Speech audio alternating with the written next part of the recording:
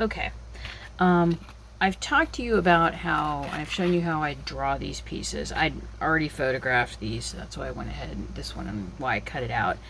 And remember, this is the taller version. This is 17.4 centimeters. And I really wanted to do this one because I wanted to see something that would fit more in the Marielle house. And then I wanted to practice on these drawers. Now, I have this other one over here that I'm also going to show you what I'm doing with the the cabinet doors. And this one just has the two up top, and you can see what I'm talking about. There's a part of me that's like 1, 2, 3, 1, 2, 3. I'm not sure if I'm gonna like that, but for right now I want to see if I can get this a little larger and be comfortable with it. Now, I've already, this is the easiest part, because these have to be the same size. Let me see, here's they're 5.9 by 8.3, and these pieces would be glued up into the top to create the box. These are really easy. I measure these out at 17.4, and then 12 centimeters across. I give them a full centimeter on the bottom, and then fold them in. Now you can tell that these are that doubled up paper that I was talking about. I made a couple of sheets yesterday. This one got some warp in the middle of it. I'll just cut that part out, but the rest of it is pretty nice. And I can imagine people are saying, why don't you just use tag board or rail board? I do use that in my work, but not for these pieces. There's a different finish on it that I don't quite like when I'm doing stuff like this. It doesn't glue as quickly or easily, especially with the watered down tacky glue. So it's just a personal preference. And the reason I do this is because this is now all ready. It's ready to go. I actually have 2 of them here that are ready to go. And they're pretty easy to, you can see these just fit right over the top. So this isn't a hard thing to do at all. Or I shouldn't say hard. Everyone has their own challenges. I don't want to read anybody's challenges in. But I've gone through, and this is just a single piece of paper. Remember, it's got the drawing on the outside. This is a single piece of paper. Now, this is just a little too flimsy. So I'm going to need to add in some of this doubled up paper. This is one of those pieces that I showed you in the last video that's was a scrap that I glued together. And you're probably wondering, why did I go ahead and make the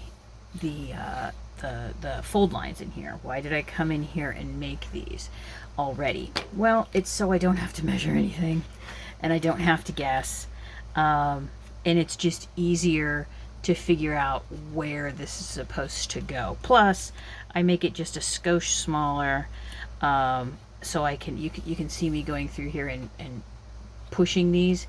They're folding in rather easily. So the way that I do this is not that hard. And because with this one I can't do that, I can come down to here. Let me put here with I can come down to about here with a solid piece of this glued together paper. I can add in 4mm on either side, but this has to remain on its own, because I would not be able to open. You can see here really easily, you can see where I've added in the doubled up paper, and that allows this to be opened and closed. Without that, it kind of looks like yuck. So for this one, let's just glue this one in. It's got a little bit boogery stuff here. I'm going to put the boogery stuff on the back. And I do the same thing that I do for all the other pieces. Yes. And I'm not going to need a whole lot.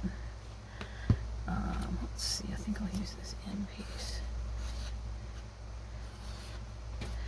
And I'm just having the folds there, the already pressed lines and folds makes it so much easier to know where I'm going. Come here, you. And then basically I just pop it in. And like I said, I shouldn't say difficult. Poopy.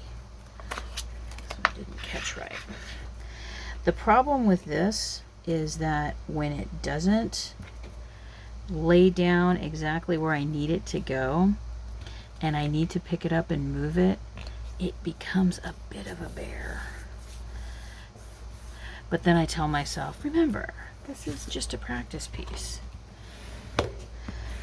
No one's gonna see this. Well, you're gonna see it. And you can see this is already beginning to bow. You can see it kind of doming up a little bit. And again, it's just because I added the water. And then I'll make okay, I can still press these in. Make sure to press these down. They'll fold easily in. Okay, so I'm gonna put those underneath here. Oh, turn around that way. And I wanted to show you how I make the folds in here. This is just a piece of heavyweight paper I folded over. And these would technically, within anything that would be a digital file, these would be fold lines right here. I've just drawn them in as they are. I like using something see-through to be able to see where I'm going. And I can usually do 3, pick it up and turn it over, and I'm wondering if you can kind of see that indentation there. And I basically just do that all the way around. I think there's a satisfaction in this piece that it goes together really nicely and very quickly. Okay. The problem, don't want to do it there. The problem arises when I need to figure out how far I need to come down with the rest of the paper. Now I've already made these little indent. I can't think I keep wanting to say burnish. I'm really sorry. I have like major league menopause brain. I really do not like losing or forgetting words. It's been interesting. And this just helps you fold a really nice straight line. And then that's ready for the insertion of the paper. But what I need to do then is figure out, and I always talk about it from bottom line. If I'm gonna keep, okay, it needs to go all the way. Let's go to here. So from 6'3" up. So what I'm gonna do is I'm gonna flip it over, and I can see where that fold line is. And I'm gonna go 6'3", and I'm gonna give it a little mark. And I know this doesn't have to be incredibly precise. That's why I'm not being incredibly precise. Okay, that's really wrong. Did I do 5'3"? Okay, that's 6'3". I did something wrong here. Again, sometimes I invert my numbers. Okay, one of these has to go. Okay.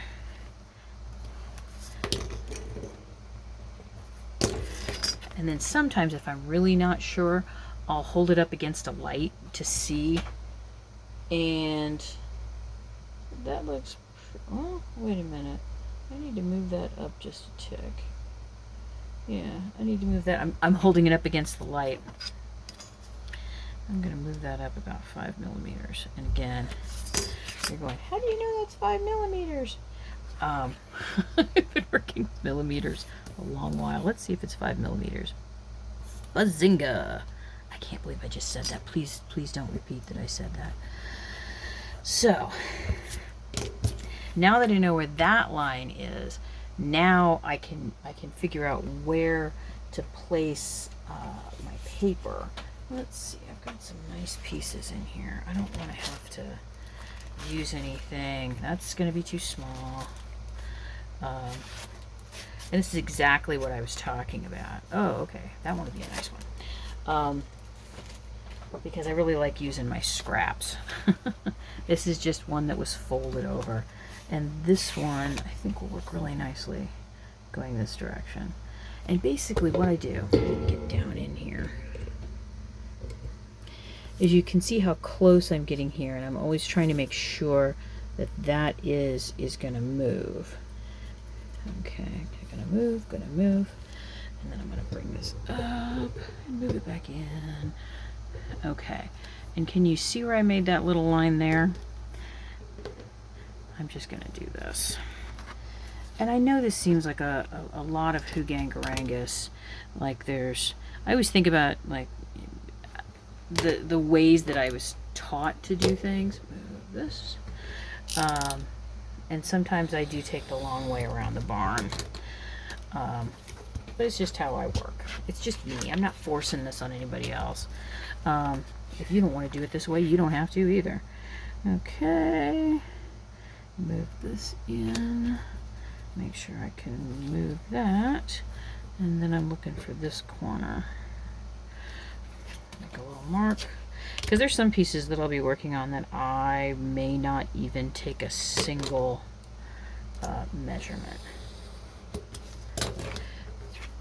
And it always makes me feel better that if I'm working with a scrap of something, I'm giving it a second life anyway. So even if maybe I goof it up, it's not that horrible.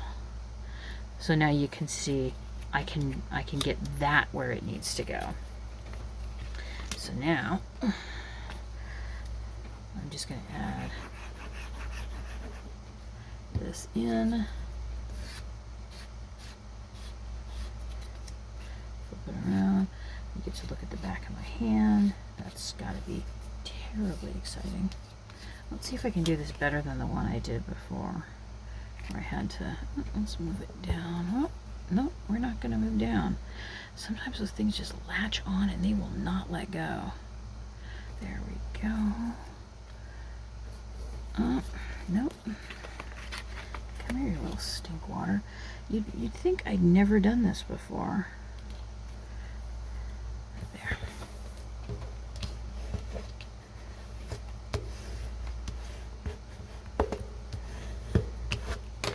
Okay, fold it in. That looks pretty good. Now, the reason I do this first, this part is going to be cut out. And this is going to be cut out. This is going to be cut down here. So what's going to happen on this bottom piece, excuse me, let me put the glue here. I'm going to cut here, here, and here. Now one thing that I do, because sometimes when I'm kind of going into auto, I will just continue cutting, which is not a good idea. Especially when I've only got one of something. I put those X's there because I will stop and I will look and say, why did I put these X's here? And you'll notice I switched to another blade. I switched to this blade because I can get more precise with where I'm placing the blade and the point and where I'm stopping. So here to here, here to here, here. Okay, so now we can see that the bottom is now open, but what I need to do is I need to come in here and get my little folder tool, and then carefully run a fold line right there. Flip it around and run another one. So you can see I can now, I do this really carefully. I'll fold them out first and just finger fold them. and then finger fold these.